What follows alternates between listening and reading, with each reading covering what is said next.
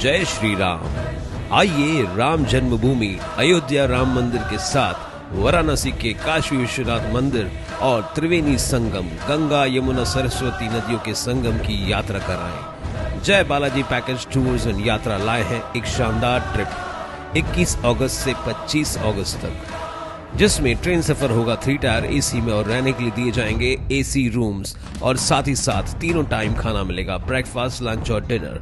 और ट्रैवल के लिए होगी एसी बस केवल 12,200 रुपए में। जल्द ही बुकिंग करें, केवल 144 लोगों के लिए ही जगह बाकी है।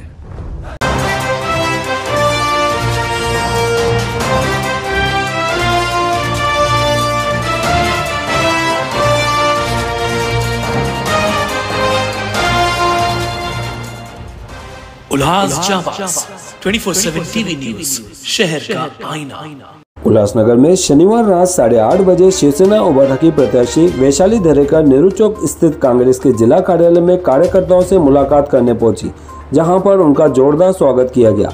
इस दौरान उन्होंने पत्रकारों के सवाल में जवाब दिया। महाविकास आघाड़ी इस चुनाव में अवश्य विजय होगी, क्योंकि सभी दल एक विचार से प्रेरित है और इससे हम सफल होंगे।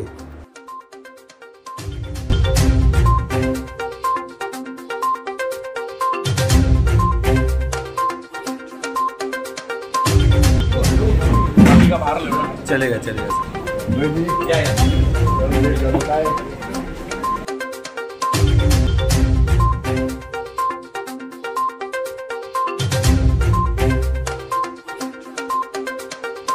आता आपण जे बसवलेत वर पंतप्रधान सगळे जनतेने त्यावेळेला वेळेमधून त्यांच्याकडे काय आहे ना, शिक्षण ना, डिग्री धड ना, काय बोलता येते, काय करू त्यालाच माहिती, कधी पाण्याखाली जाऊन नमस्कार, काय त्यांचं त्यांना माहिती काय करतात हे उद्योग.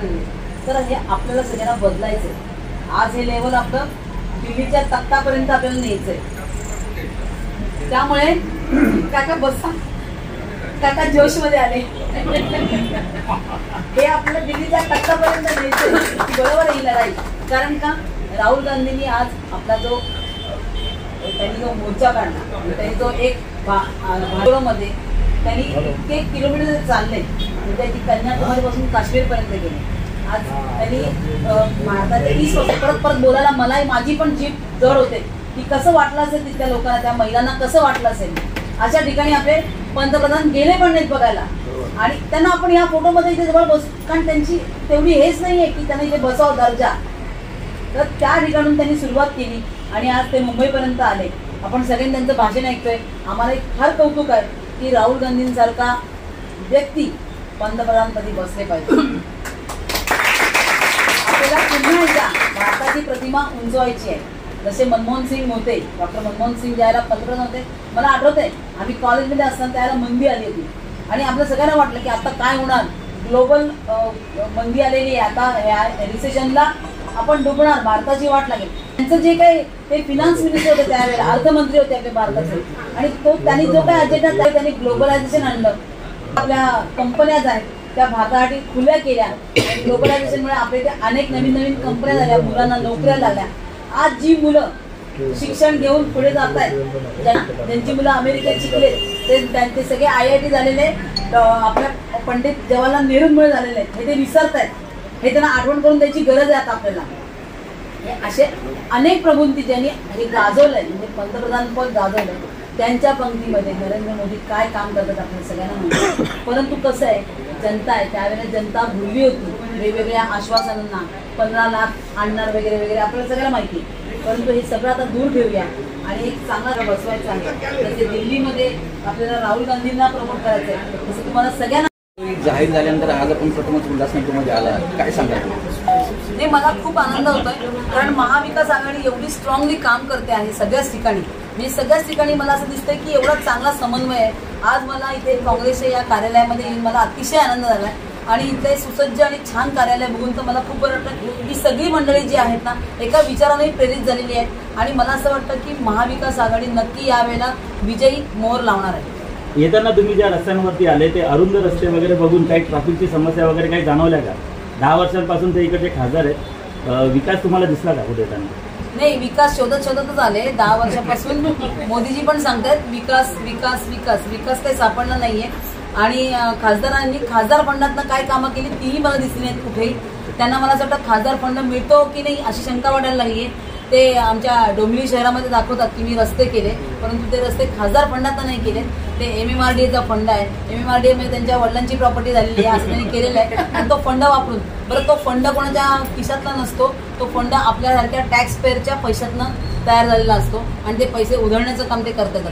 मॅडम, मागच्या वेळेस इथे शिलाई मशीन आणि घरघंटी देण्याच्या नावाखाली अनेकांना महिलांना बोलवलं गेलं.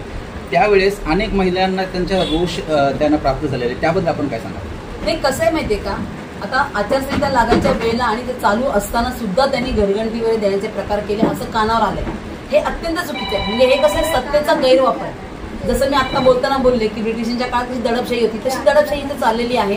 आणि घरघंटी द्यायची म्हणून महिलांची नावं घ्यायची आणि त्यांना घरघंटी द्यायची नाही, हे अतिशय वाईट गोष्ट त्यांनी केलेली आहे. घरघंटी ते काही कोणाच्या खिशातल्या पैशातून देत नव्हते, परंतु हा जो हीनकारक प्रकार म्हणजे महिलांना बोलून न देणं अपमानास्पद प्रकार त्यांनी केलेला आहे. त्यासाठी मला असं वाटतं त्यांना महिला माफ करणार. या प्रकरणी उल्हासनगर महापालिकेने निवडणूक आयोगाच्या मार्फत एक गुन्हाही दाखल केलेला आहे मध्यवर्ती पोलीस ठाण्यामध्ये. तर त्याबाबत तुम्ही निवडणूक आयोगाला काय सांगा की आचारसंहितेचा भंग होत असताना निवडणूक आयोग गप्प का होता? त्यांच्या हातचं बावलं आहे निवडणूक आयोग. आपल्या सगळ्यांनाच माहिती आहे निवडणूक आयोग आतापर्यंत काय करत आलंय. निवडणूक आयोगामधले अध्यक्ष जे होते म्हणजे कमिशनर जे होते त्यांनी राजीनामा दिला, तडकाफडकी सोडून गेले. असं निवडणूक आयोग जे पंतप्रधान आणि त्यांचाच एक मंत्री युनियन मिनिस्टर ते ठरवणार आहे. ह्या निवडणूक आयोगाला काय अधिकार असणार? ते बावले आहेत, कटपुतली आहेत ते. त्यामुळे त्यांच्याकडनं आम्ही अपेक्षाच करत नाही कुठली कारवाई करते त्यांच्यावर. उल्हासनगर शहरामध्ये तुमचा दौरा असताना पोलिसांकडून अनेक नेत्यांना विचारलं जातं की तुम्ही परमिशन घेतली आहे का नाही. हा काय प्रकार आहे? परमिशन कशाला घ्यायला पाहिजे आमच्या घरच्या लोकांकडे भेटायला? मला तरी अद्याप कोणी विचारलेलं नाही. मला विचारलं तर मी सांगणार, महाविकास आघाडीमधले प्रत्येक घटक पक्ष हा माझ्या घरचा आहे आणि ह्यांना माझ्या कार्यकर्त्यांना भेटायला जायला मला कोणाच्या परमिशनची गरज नाहीये. आम्ही रॅली काढत नाहीये. जी लोक सामील होतात ती उत्स्फूर्तपणे होतात, त्याला आम्ही सांगत नाही कोणाला. लोकांना वाटतंय की आम्ही यांच्याबरोबर जावं. मॅडम, पिता वडील मुख्यमंत्री असताना देवेंद्र फडणवीसांना उमेदवारी जाहीर करावी लागते, काय सांगाल यावर? सकाळपासून मी ऐकून दमले या प्रश्नाचं उत्तर देऊन देऊन. एवढी नामुष्की ओढवली आहे शिंदे पिता पुत्रांवर की काय बघावं. आतापर्यंत त्यांनी खूप ओरबाडलं, खूप नकं मारली, पोट फाडलं, बरंच काही केलं. आज त्यांचाच तो अपमान झाला. त्यांचा जे मान म्हणतात ना, केसांनी गळा कापलाय त्यांचा देवेंद्र फडणवीस आणि भाजपनी. मला श्रीकांत शिंदेने एवढंच विचारायचं, नक्की त्यांना माहिती आहे का त्यांचं चिन्ह कुठलं आहे? ते कमळ आहे का धनुष्यबाण? एवढंच मला म्हणायचंय. आणि ज्या धनुष्यबाणाला आम्ही पवित्र मानत होतो, ज्या धनुष्यबाण या चिन्हाचं आमचे माननीय बाळासाहेब ठाकरे देवाऱ्यामध्ये पूजा करायचे, अशा धनुष्यबाणाला त्यांनी त्या भाजपच्या पायाशी नेऊन ठेवलंय. यासाठी शिवसैनिक त्यांना कदापि माफ करणार नाही. याची त्यांना फळं भोगावी लागतील. याची परतफेड नक्की होणार या 20 मेला. गणपत गायकवाड समर्थकांनी श्रीकांत शिंदेच्या प्रचारावरती बहिष्कार टाकलेला आहे आणि त्यावरती गोपाल लांडगेंनी थेट त्याच कार्यकर्त्यांना सुनावलं की तुम्ही बहिष्कार टाकला तरी गणपत गायकवाडांचा जामीन होणार नाही. त्याचा अर्थ काय, तोड पण शिवसेना शिंदेसेना हँडल करते असं वाटतं का तुम्हाला? ते गोपाल लांडगेंना विचारा की असं म्हणजे त्यांनी पाठिंबा दिला म्हणजे गणपत गायकवाड सुटणार आहेत का? त्यांनी IPCची कलमं पण चेंज केली का? त्याच्यामध्ये असं टाकलं का की आम्हाला पाठिंबा म्हणजे ह्यांची सुटका, असं काही केलंय का? ते गोपाल लांडगेंना विचारा तुम्ही, त्यांना जास्त माहिती असेल त्याच्याबद्दल.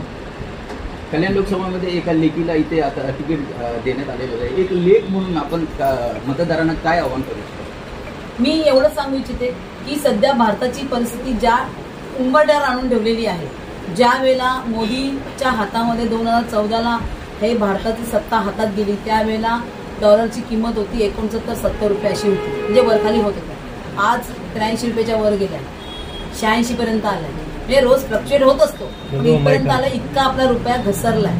आणि असं असून म्हणून महागाई वाढली आहे. आज भाज्या, दैनंदिनी भाज्या वाढलेल्या आहेत, महाग झालेल्या आहेत. सिलेंडरचे भाव वाढतात, आता कमी केलेत पण ते वाढलेलेच आहेत. या अशा अनेक महागाईमधनं कर्जाची गरीबातला गरीब माणूस कर्जामध्ये बुडालेला आहे. ह्या अशा अनेक गोष्टी, कुठला नवीन प्रोजेक्ट नाहीये, ह्याच्यासाठीच आम्हाला निवडून द्या की जेणेकरून भारताची घडी बसवण्यासाठी आम्हाला मदत होईल आणि एक चांगला उत्तम असा पंतप्रधान आम्हाला केंद्रातल्या सत्तेमध्ये बसवता येईल. याच्या आधीच महाविकास आघाडीला विजयी करा, एवढंच मी नागरिकांना सांगू इच्छितो.